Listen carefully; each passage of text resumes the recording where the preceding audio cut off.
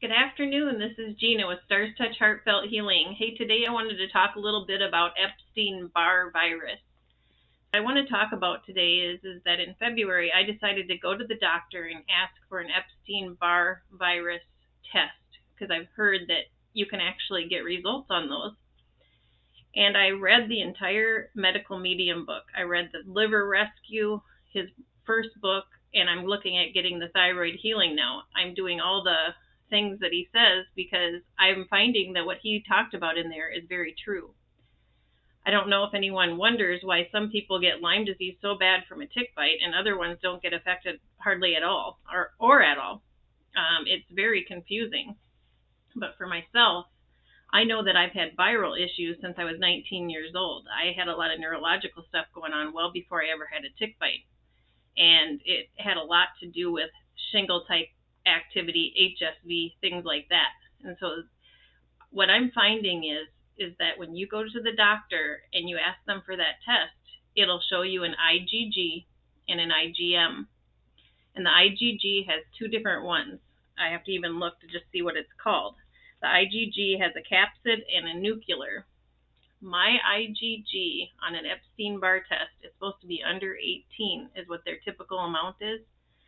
My capsid was 161, and my nuclear was over 600.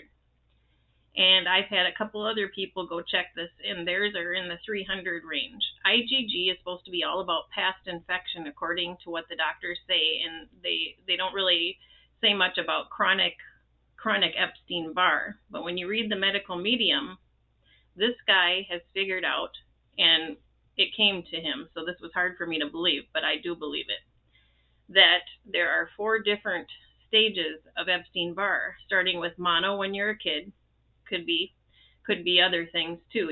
Your parents could have had it and given it to you at birth. Whatever the case may be, it goes into 4 different levels, and on the 4th level, it's sitting in your spinal cord, and it can really affect you at any time it wants to. This thing can jump out and attack, give you shingles.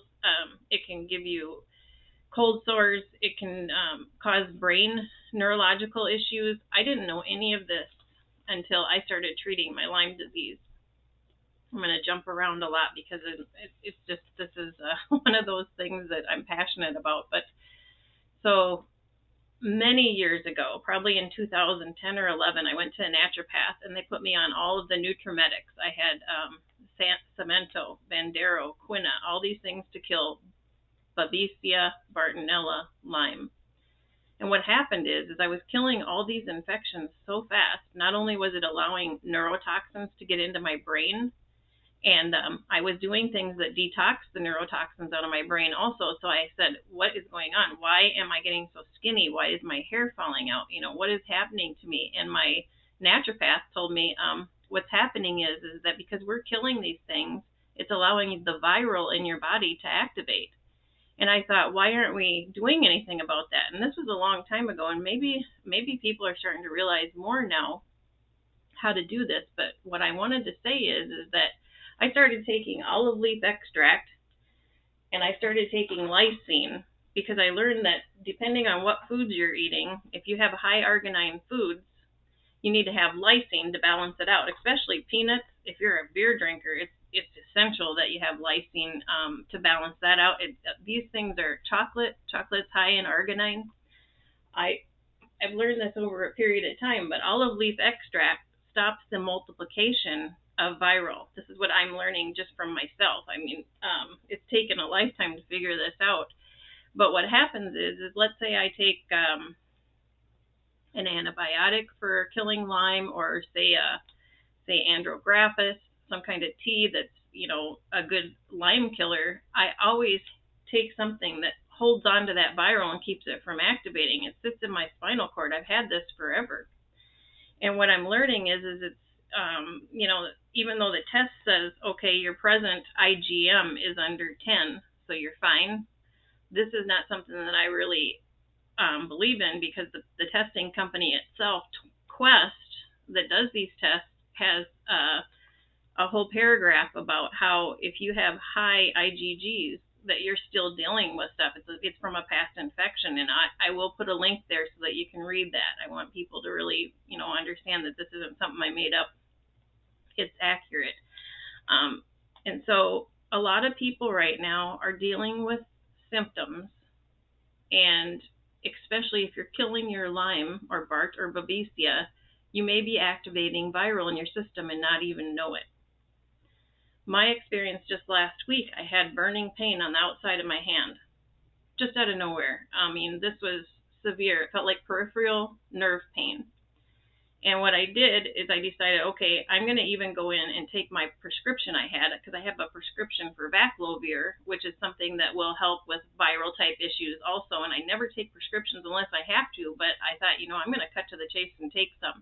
I only took one, and then I thought to myself, I have other things in my treasure chest that I want to try. So I took some Essiac Tea, which I talked about in a different video. This Essiac Tea's got a lot of detoxing in it. It can help, with all kinds of things, build your immune system. And then I also took chaga. And so I brewed a batch of chaga, and unfortunately I did both, but between the two, something stopped that burning pain, and I haven't had it since. It was a week ago. Going back about a month ago, I was in the hospital, and I had a sharp pain in my side, in my rib cage, and it wasn't something you could see. There was no rash, there was nothing, and no one knew exactly what was going on, but the doctor I had was amazing, because what he said is, he says, you have shingles.